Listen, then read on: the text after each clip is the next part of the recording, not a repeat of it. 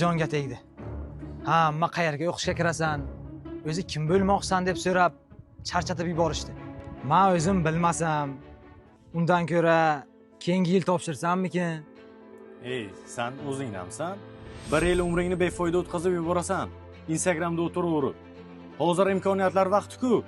Qanaqa imkoniyatlar? Hamma shu diplom uchun o'qib, qayerda ishlashni bilmay yuribdi-ku. Hamma yo'q ham bir xil emas.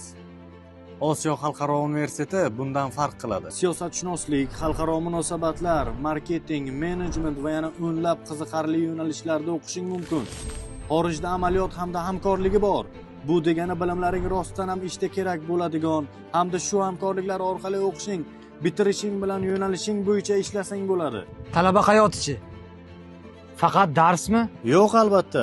Student klublari, sport to'garaklari, volontyorlik, xalqaro tajriba almashinuvlarimiz bor. O'zim hozirgina bir kompaniyada stajirovkada qatnashdim. Barchasi real. Bilasam,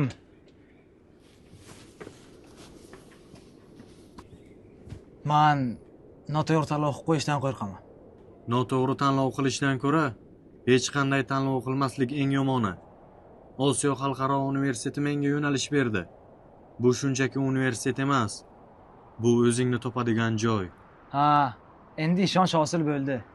Qanday hujjatlar kerak, ko'rsatchi? Albatta, jo'ra. Faqat yaxshilab eshit. Oldinda seni qiziq hayot kutyapti.